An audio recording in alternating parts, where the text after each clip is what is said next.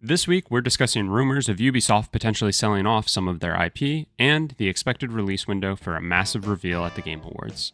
This is the Good Game, Bad Game podcast.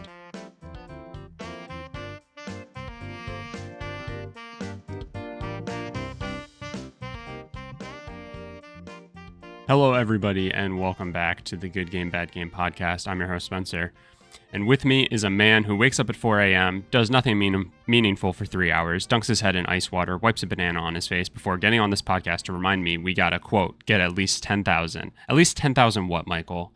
And if you, like me, think this is already unfortunately dated, then with me is a man who once accidentally added a journalist to his work group chat with sensitive information regarding a major feature launch where people used embarrassing emoji combinations. It's my co-host, Mike. Mike! How are we? Those were stellar. Just one note. It's not just ice water. It's iced Saratoga water. It is iced Saratoga water. And let me tell you, which is a local source of pride for me. So that needs to be clear. If that didn't run its course for me within 5 minutes, like I don't think I've ever seen like the internet band together around, effectively like a meme, right? And then just immediately, like I had seen too much. I like just immediately beat the living hell out of it. It was that like comic strip where it's like a person puts a banana peel on their head or whatever, and then everybody else starts doing it, and then it's like corporations, and the corporations start doing it, and then everybody walks away, right? Yep. It was that, but the corporations hadn't even infiltrated yet, and I was already just tired of it. I was just like, yep, I'm done. I don't care. I think it went politicians first. Like, I heard about this trend, and then Christian McCaffrey did it. That was the second time I had heard about it, and I still don't know if Christian McCaffrey doing the video was satire or like that's just the product of him living in San Francisco now, right? Or the Greater Bay Area. And then Kathy Hochul just like tweeted a picture of a banana next to Saratoga water, and I said, okay. Like Saratoga, New York thing. I get it, I guess. Uh-huh. And then it was just like, yeah, every brand, everything. Just a picture of Saratoga and a banana. Yeah. Yeah. Yeah. So anyway, I thought I would reference another current event. Yeah. Yep. Anyway. You know what trend is good? Uh-oh. When... Oh, indeed. You know, a trend is good, or a pop culture event is good when my wife comes up to me with a video, and it was of a teacher. I don't know what you would call it, but like gentle teaching, I guess. Okay. Like kind of like gentle parenting, like it was in that same demeaning voice. Just that whole thing about not including politicians on government war ideas. And Justine literally showed me this video and she said, I don't get it, but it's funny. And so then I had to explain the whole thing to her and then show her the Big Bird meme as well, because I thought that was quite funny. It's kind of incredible that you had to explain. Oh yeah, I can hear him. I can hear him good. I thought they were gone. I thought I could get it in quick to then bolster you back up. I literally messaged Mike and said, "Keep vamping. They're outside my window." It's really but funny. Nobody knows who the there are. Yeah, it's men in suits who are mad at me for my jokes. I think it's really funny that like hearing that you had to explain like a situation to Justine, since normally I'm the one trying to like meld some stupid internet reference into, your intro for the podcast every week. And then like, I don't know, it's like probably like a solid 50-50 on whether or not, like it's a real toss up when I'm writing it, where it's like, am I going to have to explain this to Mike or was he online enough to get it? So it's really funny to know that like, sometimes you're that person. Sometimes you're that person who's like, I might have to explain this to somebody. Are they online enough? I mean, this wasn't even about being online. Like, this No, is just news. yeah. This This was one something that was. happened in our country. Yeah, yeah, yeah, yeah. Anyway. But the morning routine thing, Hmm. uh, I tried to avoid. Like, it's one of those things where I saw the video for the first time. Like, I don't even know how it came up, and I just skipped past it. 'Cause, like, a I don't need to see people's morning routines. I just don't fucking care. Hmm. Um, Mine is roll out of bed, dehydrated, Hmm. uh, so dehydrated that you can't really choke down breakfast. Hmm. And then you think about making coffee, but you don't want to just drink coffee on an empty stomach because you know you'll shit your brains out. Okay. Yep. So then you don't make coffee, and then you just kind of like sit here until like 10 a.m. Uh, yeah, I this whole thing like encroached on my life, even though I just was Yeah. moderately detached this week. Yeah. Normally, you try to avoid and find the necessary ways to avoid such things, but this one had the power.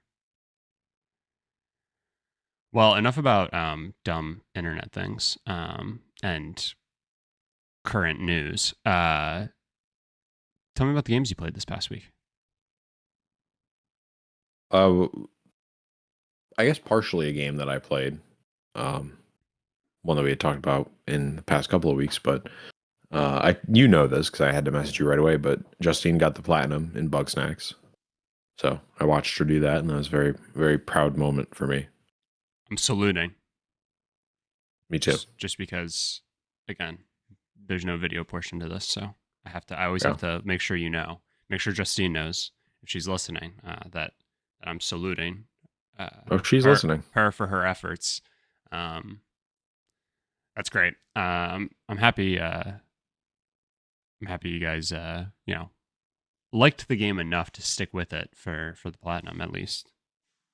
It ended up kind of turning into the story we wanted it to be, Uh huh. so that was fun. Um, so yeah, I got the platinum in that. We played a lot more Split Fiction. Nice.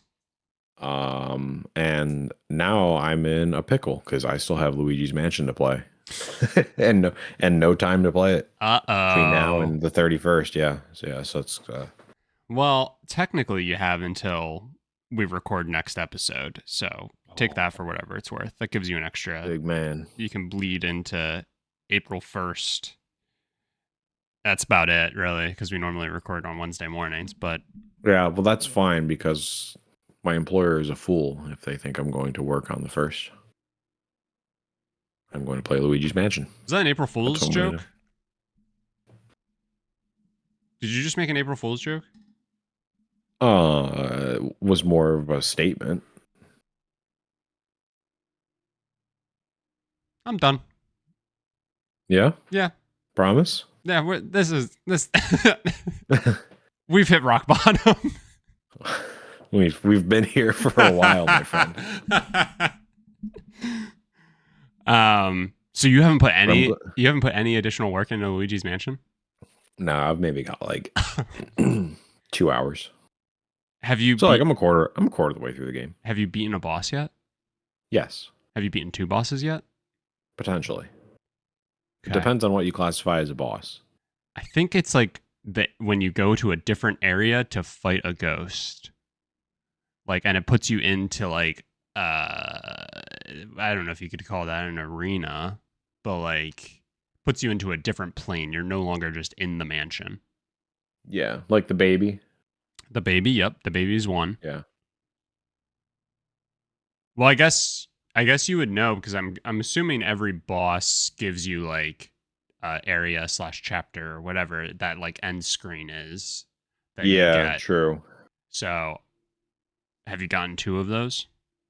No, Oh my- I'm in between the baby and whatever the next one is. all right, all right. Yeah.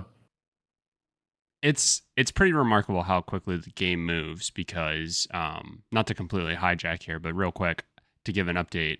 I have put more time into Luigi's Mansion, and I have beaten 2 bosses, and I literally You only fucking played. do.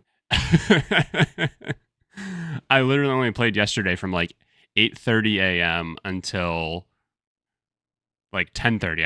I put in maybe 2 hours and was able to get through 2 bosses in that time. So it moves for sure. Yeah, I mean, it's really not that complex of a game. No. No, not at all. I feel like Um that's kind of my issue with it right now. It's like, okay, I've seen it. yeah, it I get the point. it does feel very surface level in a lot of ways, but I'm intrigued to stick with it. I mean, you get like different abilities, uh, to like kind of like puzzle solve or whatever. Yeah. As you move through the second area at least.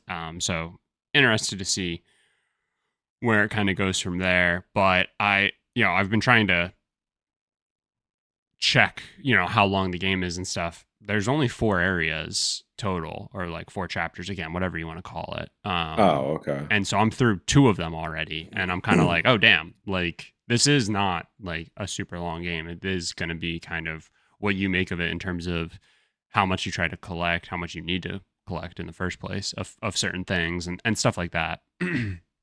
But really not like that much of a task to take on when you actually like realize it. So I pretty much just got to sit down.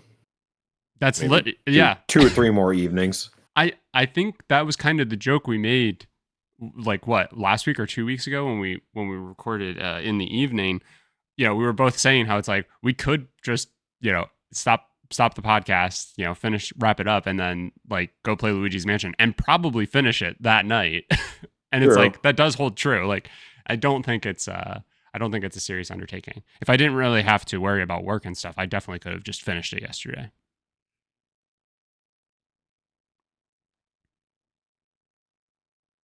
So I will be finishing it this weekend, hopefully. Yeah. I guess. No, I don't know when I'm going to be able to do it.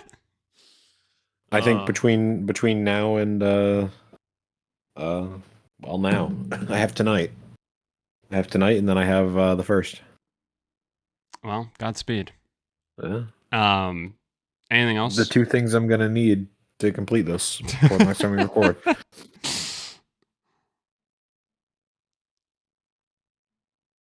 No, there was nothing else, you fool.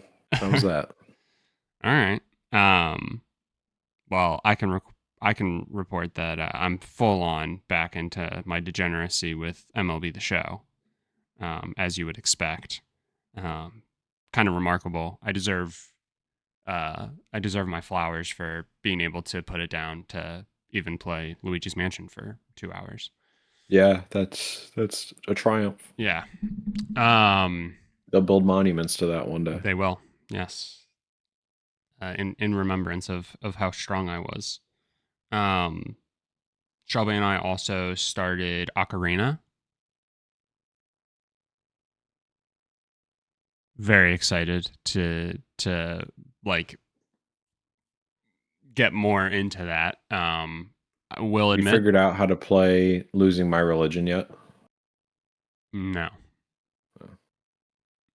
No, it took us an hour to find the starting sword. Yeah. Which, I feel like people will want to, give me shit for that. No. Um, If anyone does, they are a liar. so, this isn't me trying to attack Shelby. Shelby was Sounds playing. like an attack. Shelby was the one who like had started. So, there comes its own struggles there at times. Shelby has this like knack to like half explore things. Yeah. And it bothers the hell out of me. Like she's like going like one direction and like she'll just randomly be on the path and then just stop and turn around. And I'm just like, what possessed you to do that? What possessed you to do that right now?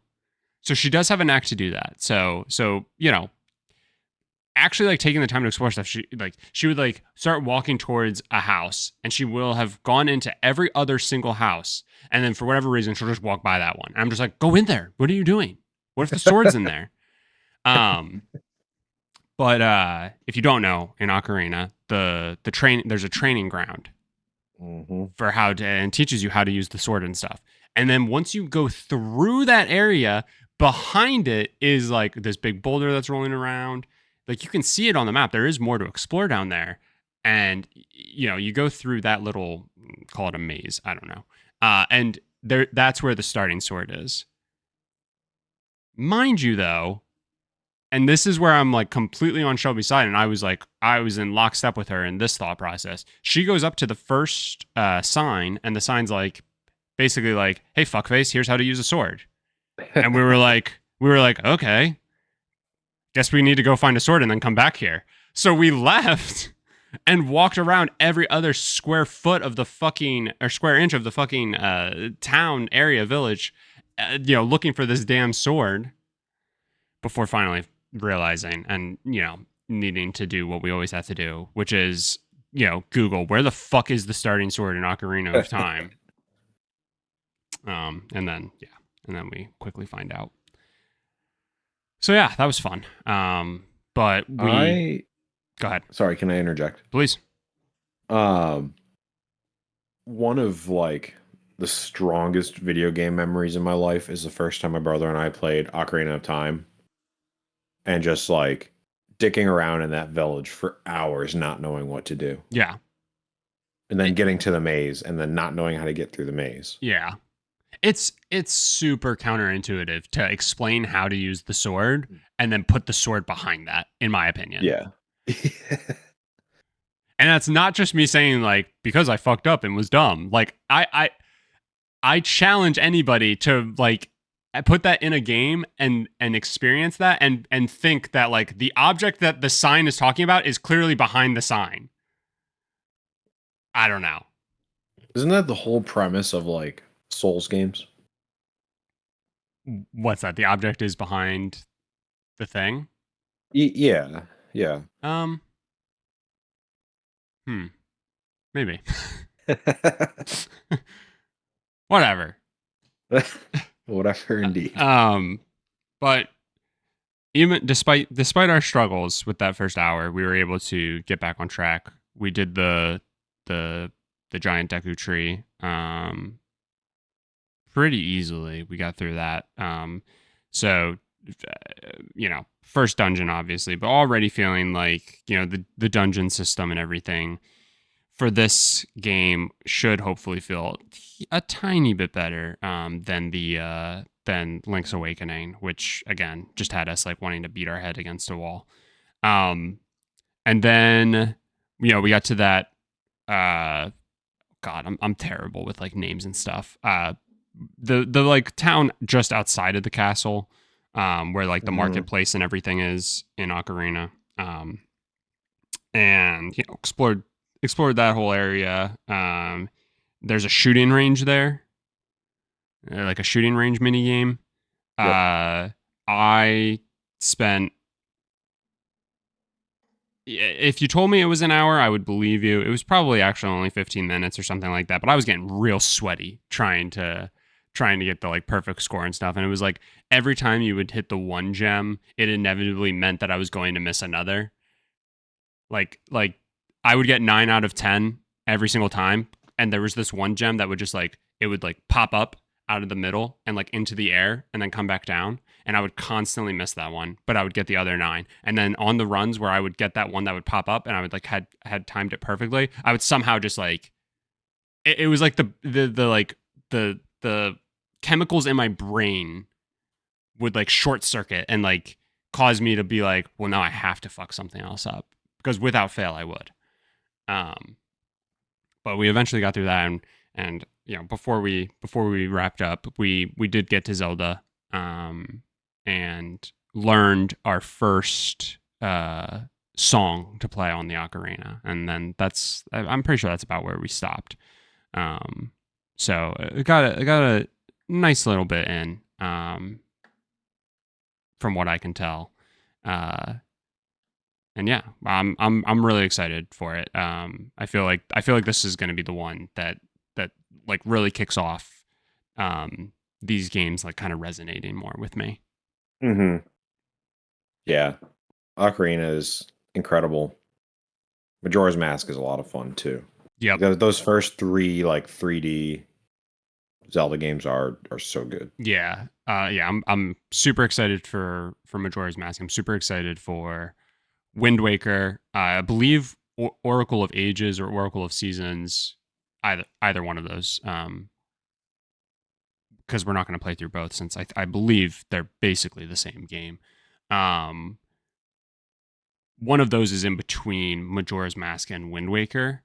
Um, and I'm assuming because it's on the Game Boy, I'm assuming it's going to be like a 2D, like it's going to be back to like Link's Awakening and A Link to the Past and whatnot. Yeah. I'm excited for that one though because I'm just excited to see because like we're progressing, we're getting closer to the modern times and stuff. So typically as you move through games, they start to feel just like that much more like a current game, even if it's still totally different than a current game, if you catch my drift. So I'm just excited for that too. Like I really liked A Link to the Past. I really liked Link's Awakening, and but they both had their issues in my opinion. Um, and I'm excited to see like how we've evolved as we continue to move through. And then I think Minish Cap is after Wind Waker. Great game. And I was gonna say I'm really excited for that one because I feel like I constantly hear good things, and I know you constantly bring it up as well. But yeah, that's I think that's about it. But enjoying the Zelda games for sure. It's a fun little exercise. All right, let's get into the news stories, shall we? Polygon did a little article, a little think piece, basically around if you were Phil Spencer, which Ubisoft IP would you buy? And when you go a little bit deeper into that, basically, given how Ubisoft has been performing here of late, which the timing of this is somewhat funny because Assassin's Creed Shadows is actually doing pretty well, at a pretty important time, I would say, for Ubisoft. Did you see people complaining about the trees? About the trees? Yeah, that you can't climb the trees, but you could climb the trees in Assassin's Creed 3. And so game development has faltered. I did not see this. Yeah, it was a whole thing. Anyway, there's a whole. This game, has its all kinds of air quotes issues. People are really certain groups are really latching on to this. They very badly want this to fail. Too big to fail. Apparently, it seems like it's happening at it's succeeding at a good time for Ubisoft. But this article is in regards to apparently Ubisoft has been holding talks with Microsoft, EA, other publishers about potentially selling off some of their IPs. I think back a couple months ago, who's the head of Ubisoft? Or I don't know if he's necessarily the head, but he's always the spokesperson. Is it like Eves? Yeah, isn't like his family that owns Ubisoft or something? I like think that? so. But like he said that I believe he was the one who said about them exploring strategic options, which would have suggested potentially divvying up the assets and stuff like that. Not too different than what we saw, like a move similar probably to like what Square Enix did. Probably almost 2 years ago now at this point, where they sold off. Was it that they sold off Tomb Raider, or they sold off like all kinds of stuff except Tomb Raider? I can't remember. Yeah, I think it was everything but Tomb Raider. Yeah. So basically, So, like, could they explore options like that? So Polygon does this fun little, think piece, um, basically around like what what is the opportunity buy? What's the swoop in and buy low? Um, you know, uh, Potentially could see it as low risk, high reward, or even high risk, high reward. And what of the dregs of Ubisoft that is left is worth really anything. Um, and it's an interesting exercise. It's an interesting thought.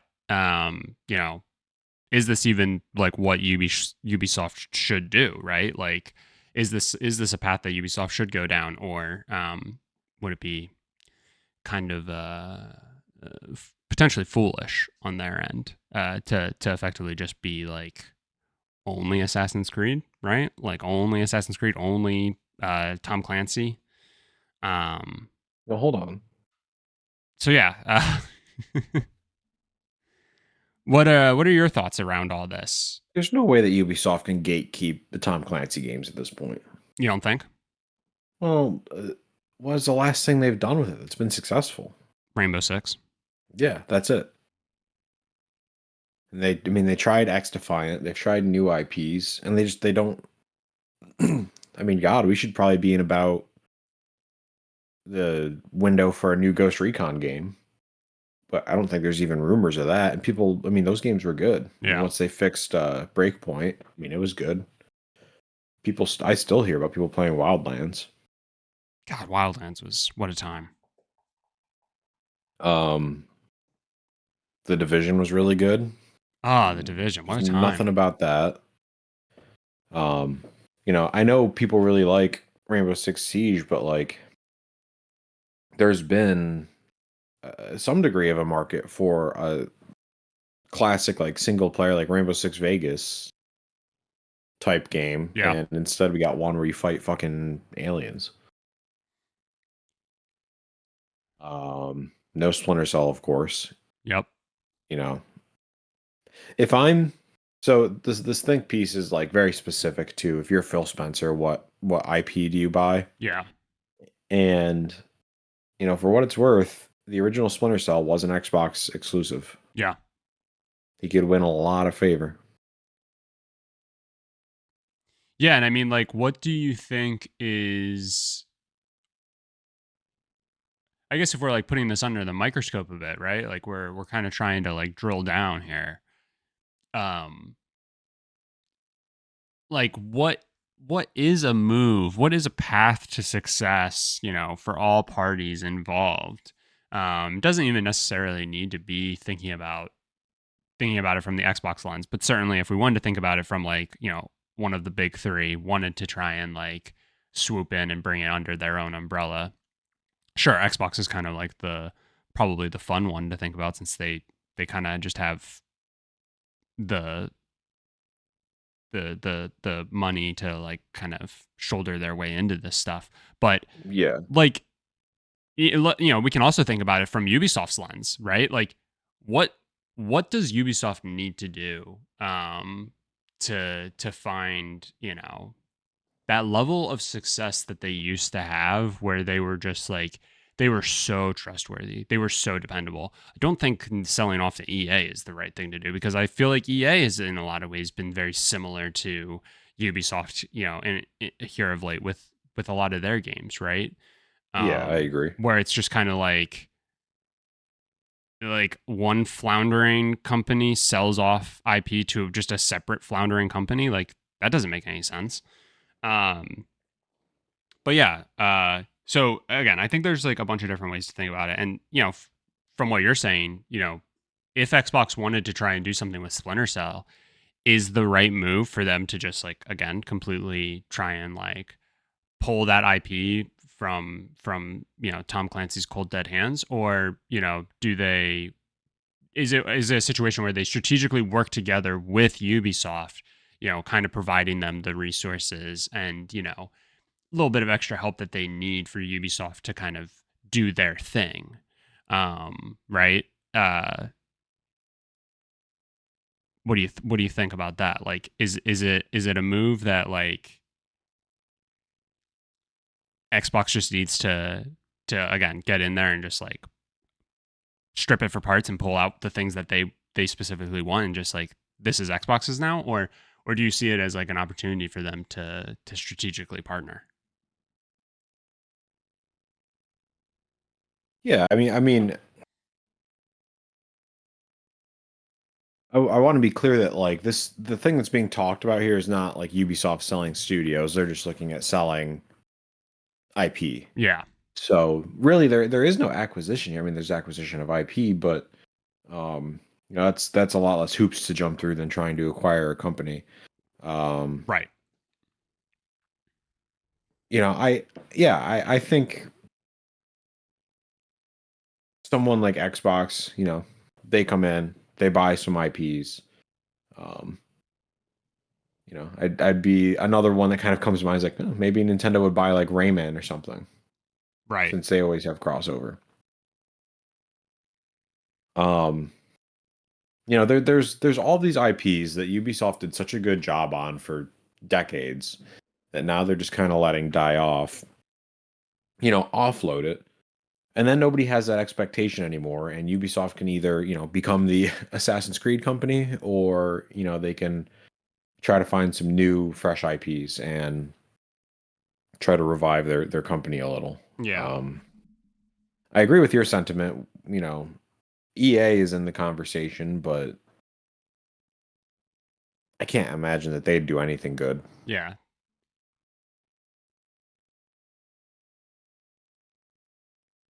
Yeah. I mean,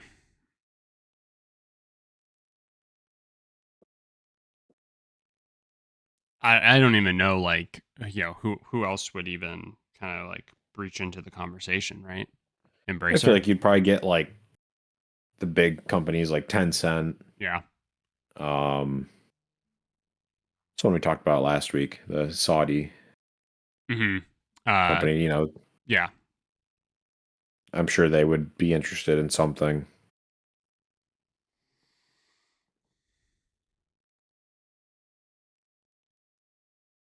I mean, it is interesting when you like go through this article, right? And you kind of start to realize like Ubisoft is kind of sitting on a lot.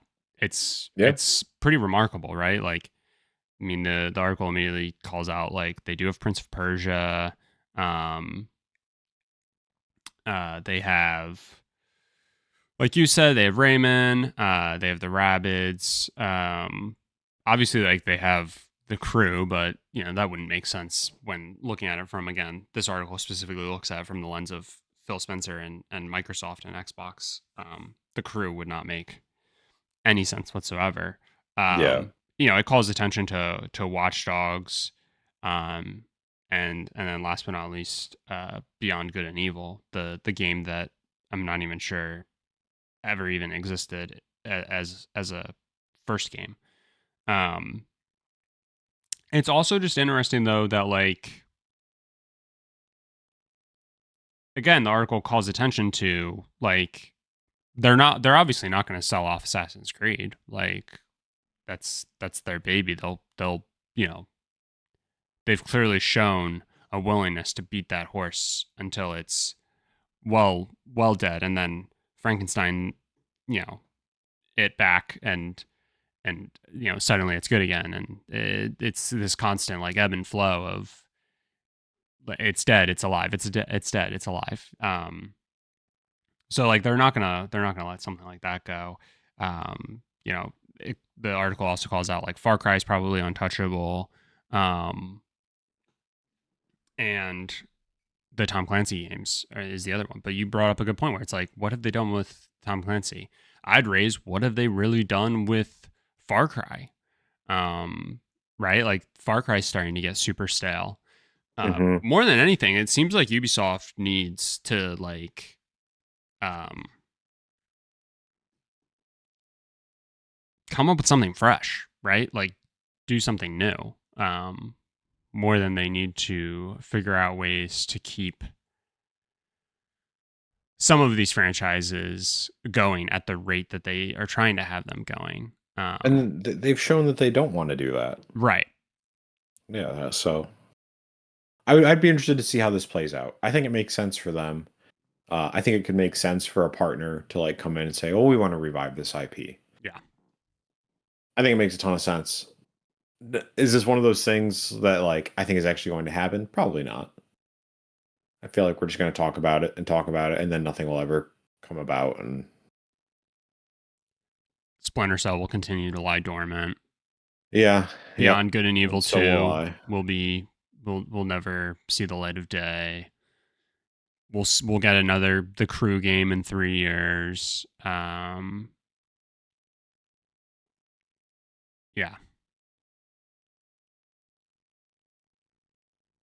I mean, don't get me wrong. Like, I'm still a sucker for Assassin's Creed. I've played just about every installment.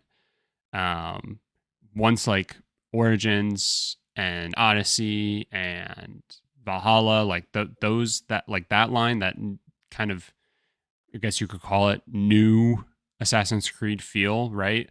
Like I was in on all three of those.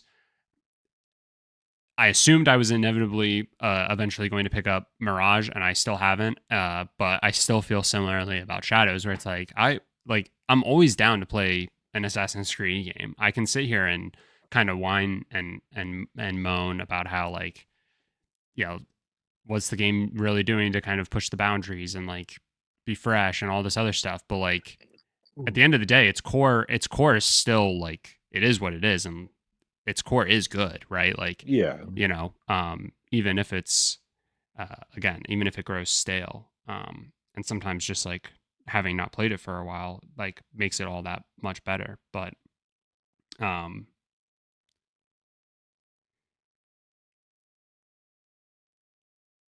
I don't know. I just like Ubisoft used to be something that I would get so excited for, and it just feels like they like aren't doing anything. And when they are doing stuff, they're doing it like half-assed. And I mean, shout out to the fact that Shadows got delayed 2, 3 times before it yeah. finally released. Like, wow, there's a change of pace. There's a breath of fresh air. Um, but yeah, you're probably right. Probably something that gets talked about, gets floated around a lot. Will they? Won't they? And then nothing will end up happening, and we'll get Assassin's Creed Hex in 2 years.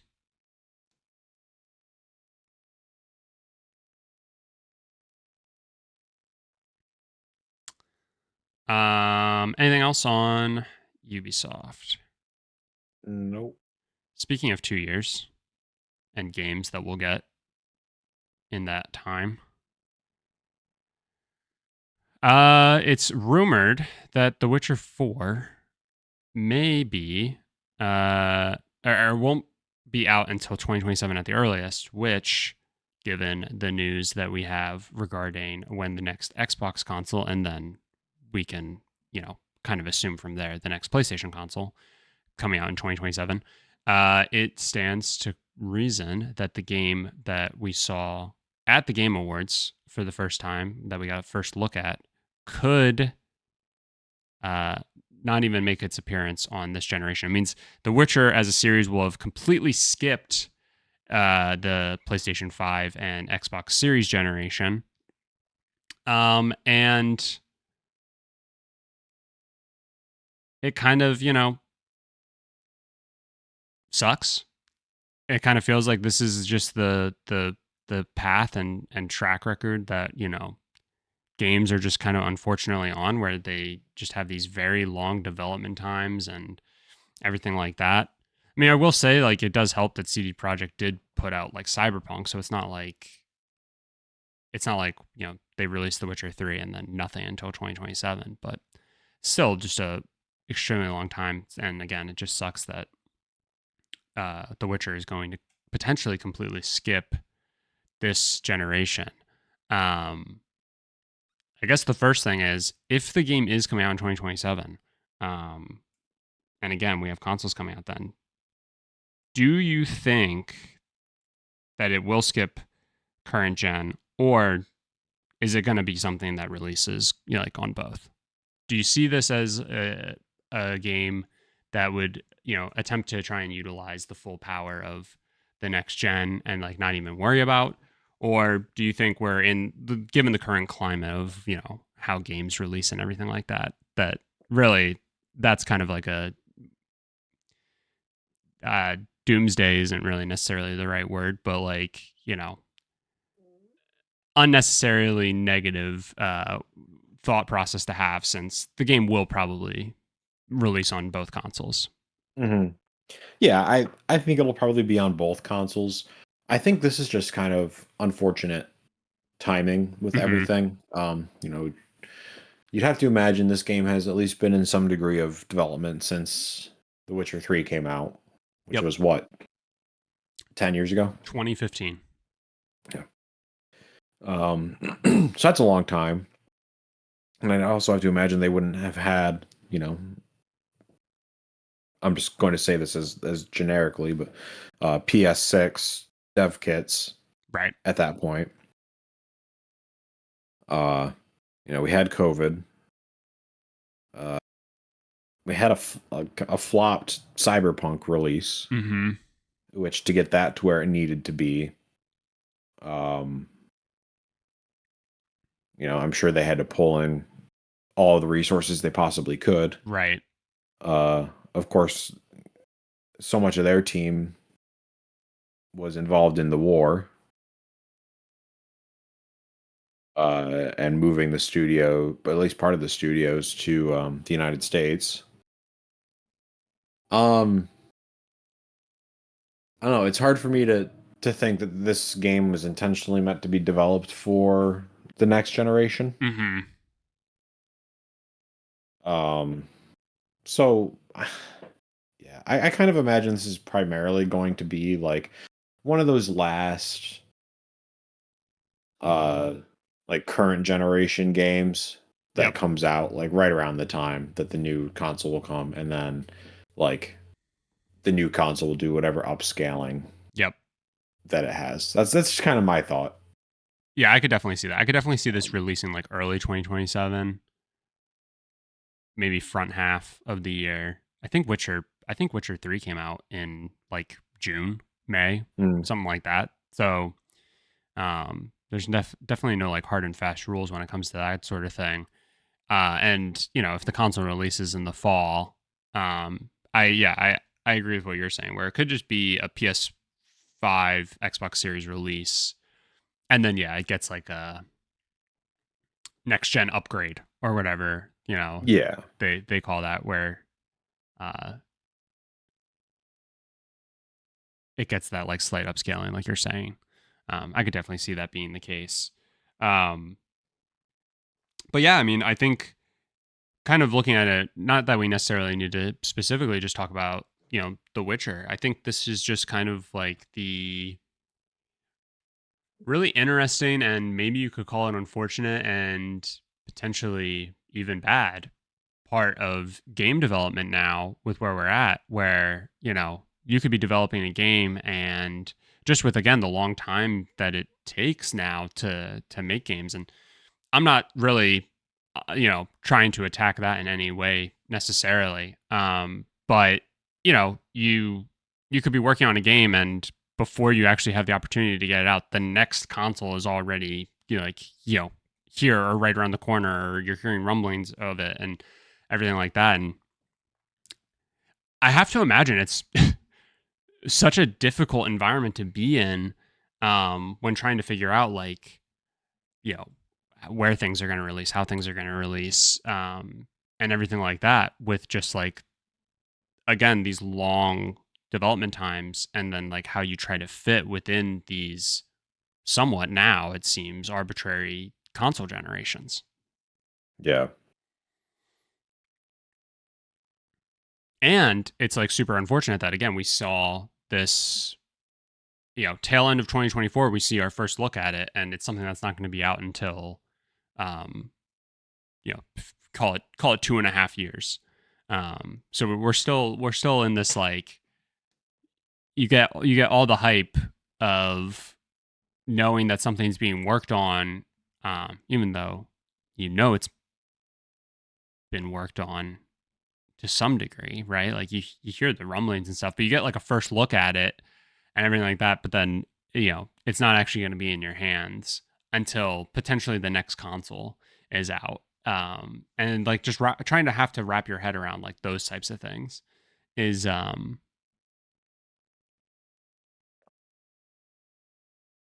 difficult. Yeah. I will give them credit though. At least they showed a certain degree of a cinematic trailer. And not just a sweeping landscape that then said Not Elder just a sweeping Scrolls. landscape. Elder Yep. Scrolls 6. Like if you're gonna make people wait that long, like everyone knows Elder Scrolls 6 is coming. You didn't need to do that. 100%. Now The Witcher was actually a surprise, and you actually got some story. You know what the game's gonna be about. Like you actually have something to think and talk about. Yeah. For the next, at the time, 3 years, probably 2 years. Yeah.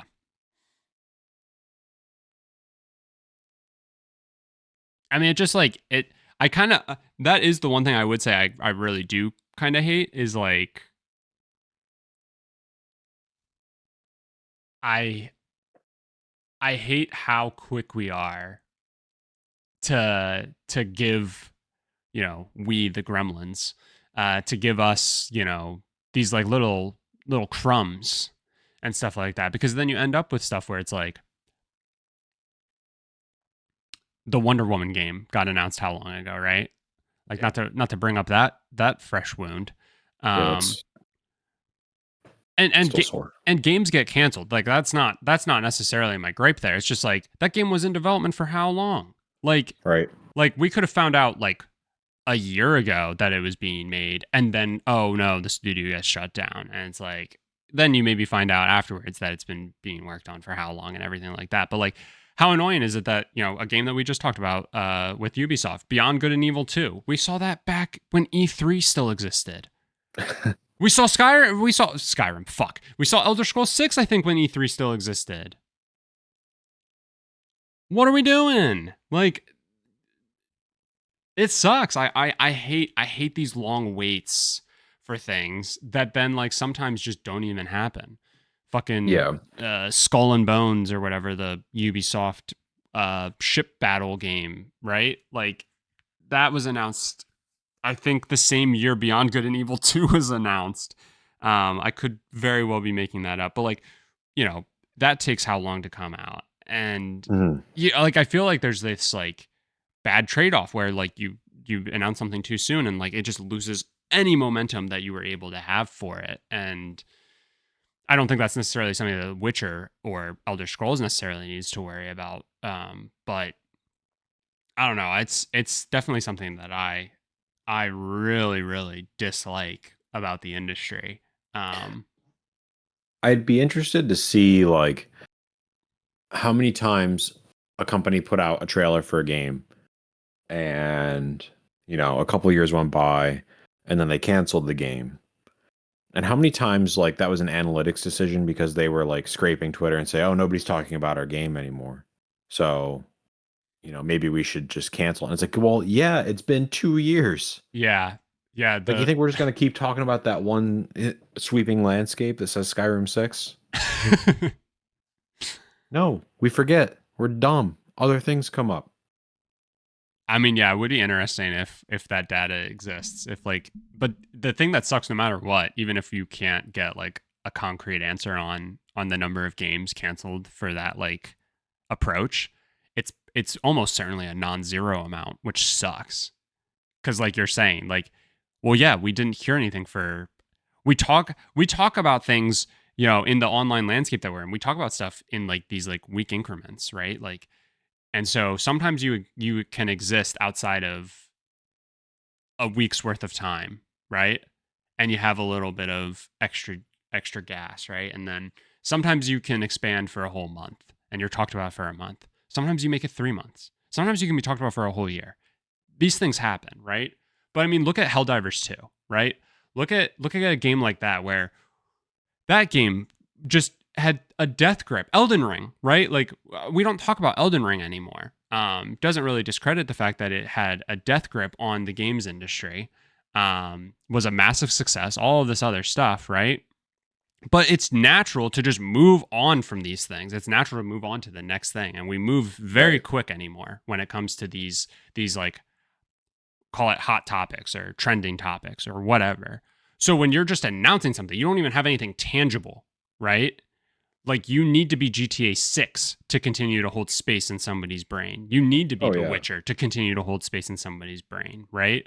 And it just sucks that, like, you know, people would think so like low that, like, oh, people aren't talking about us after a week and we haven't even given them anything actual to like hold in their hands and like a ball of clay to mess with. Well, yeah, I guess nobody wants it, so we'll just cancel it. Like, that sucks. Like, what are you doing? Don't do that. Yeah, it's a hard balance. It's a hard balance between like show that something is coming out, but don't rush it. Yep. Like there's, it feels like there used to be a sweet spot, and like almost everybody hit it. And now I feel like for the past 10 years, you know, I feel like everyone's still trying to figure out the business of video games. Like, what is the secret formula to have a successful game launch, a good IP, you know, something that lasts? I mean, that's these multi-million-dollar marketing budgets are just stupid. That's I think you really nailed it with like saying like, what is the business, right? Like, I think that's probably some of the issue, is that like, what purpose does it serve to show and drum up hype for a game that won't release in 2 years? What could potentially happen for a company if you show a breadcrumb? Mm-hmm. Right? Like the stock could go up, right? All of a sudden you get like a ton of investment and stuff like that. You get like this, like you get this rush. And yeah, that's great. But from the gamer, if you will, standpoint, very, to almost an obvious degree, like you said, if there ever was a right balance, the balance was probably like, you wouldn't talk or show or you know, even begin to hype up a game if it wasn't going to be out within like, give or take, a year. Mm-hmm. Outside of like the big guns, right? Like, again, a GTA, I can understand having a larger window where you start to tease and drum up some excitement. But yeah, it really did feel that way. And I mean, we might be just like looking at the past with, you know, rose tinted glasses, because you're only going to maybe remember you're going to forget the ones that fumbled it, maybe. Sure. And it's maybe just more fresh now that it feels like so many do it. But I mean, this is something that we've, you know, beaten to death, where it's just like this need to show off something, or to just throw out a date and say that that's when it's going to release, and then inevitably you have to push it and all this other stuff. And it's just like, it's tiresome. Like, it's or you rush it and release it on that date because you said that you were going to, and then it does poorly, and then investors are angry, and then you lay off 1,000 people for your poor decision to rush the game. Or when they been given the time, maybe it would have actually been a critical success. Yeah. Well, maybe if the developers and the creatives would have hit all their KPIs, there you go. You know, they wouldn't have had to been fired. Yeah, get them.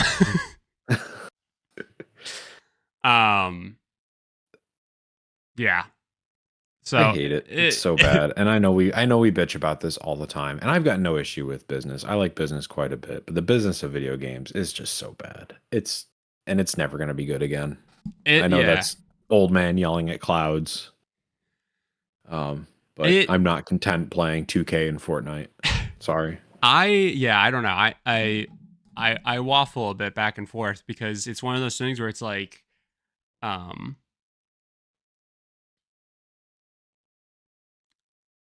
like eventually, right? Like it's got to fix itself and realize like what the issue is. Um and I think it's like kind of an issue. And again, I'm with you. I also like business because I unfortunately, graduated with a business degree, so I can't badmouth it too much, right? Like I gotta this is the path that I'm on. Hmm. But yeah, I think when it comes to like hobby areas and stuff like that, suits, if you will, have just invaded all of these things to such a degree where it's just like how do I it's like it's quite literally like a businessman going to a farm and saying, how do I milk this cash cow, right? Like, Mm, I don't know what I'm doing, but I'm just gonna get my hands in there and come up with what I think is going to be the lean, efficient way to make myself a quick $1 million or whatever. And it's just like not how it works. I'm gonna Six Sigma my way to success. Yeah, yeah, I got a black belt in Lean Six Sigma. You're gonna get me on my cringe MBA speak. Yeah, yeah. Like, yes, you are compared to, again, someone with a business degree is saying this. You're gonna compare yourself to somebody with a combat honor. Like, my guy, smart sheet. Yeah, I got a It's purple not heart that in Smart impressive. Sheet.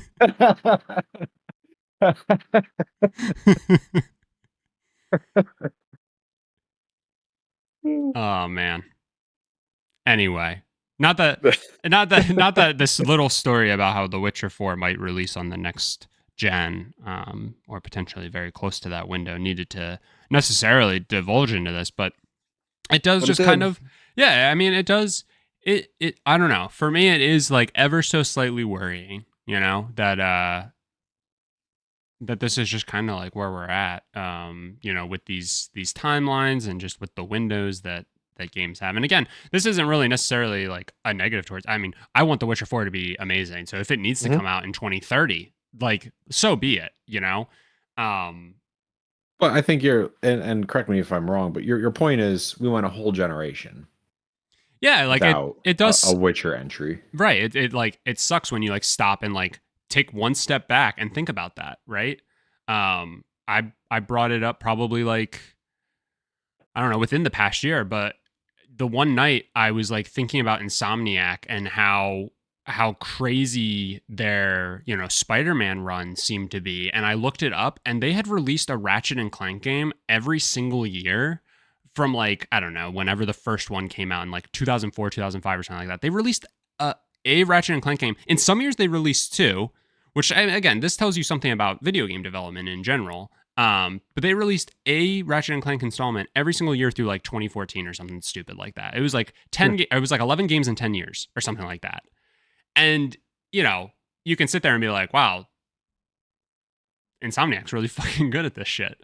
And to some degree, I think, yes, that is the case. But also, like, it just shows you how, like, this stuff is getting bloated. And obviously, the systems that are available for people to make games are just incredible, right? And like the visuals and everything like that we get from video games is amazing. And I'm not necessarily saying I want to sacrifice all of that, but it does feel like we've like just completely gone so far in one direction that it's like we're gonna have to reel it back at some point, or something needs to catch up to make it Mhm. easier because it's just not sustainable.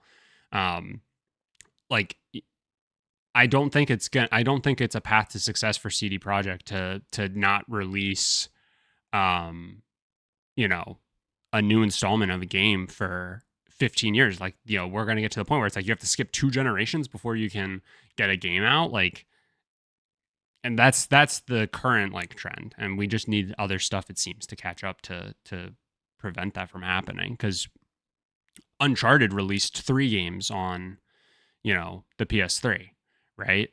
The I greatest mean, generation, some might say. there's a right, and there's a lot of series that you can like look at that and go back. And again, I get that like development has completely altered and changed and advanced and all these other things. So I get that it's like somewhat natural for it to slow down ever so slightly to provide maybe a better experience, but it just feels like we're again going way too far in almost the wrong direction, that um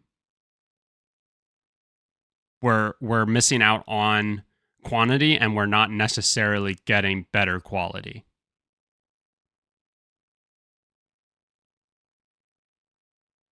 Yeah. We're just getting bigger. Everything's just bigger. That seems to be like the main focus. Like, how big can we make this game? Yeah. How do we lock people out of getting other games on their console because they don't have enough space? That's the issue we're trying to solve for. Yes. Hi, I'm Joe Activision. Today I'm here to present you Call of Duty 1 terabyte. That's exactly what I thought you were going to say. That's just what they're going to call the next Call of Duty games are just going to be their File size. their size. Yep. Oh man. Yeah. We're happy to announce that Call of Duty 1 terabyte now has a 500 gigabyte DLC. Welcome to Call of Duty 1.5 terabyte. The new and improved Call of Duty 1.5.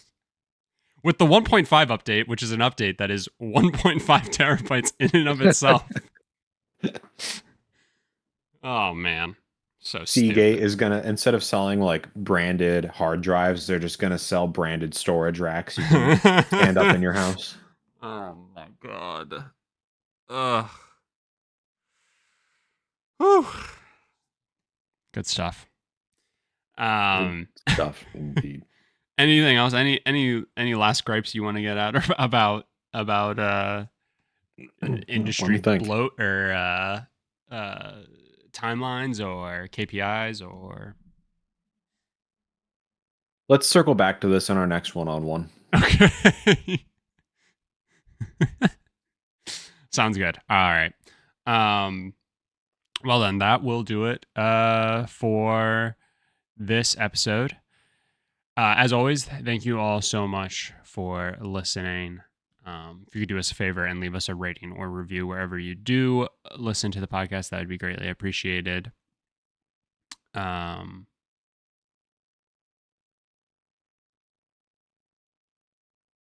my brain just broke there for a second. You can go over to our YouTube channel. Let us know your thoughts on game development and how easy it has to be. And also be sure to let us know the route that you think Ubisoft should go and which IP maybe you would like to see potentially rescued or a good A+ effort attempt for them to try and revive. Other than that, if you could share the podcast with a friend, that would be appreciated. And we will talk to you next week.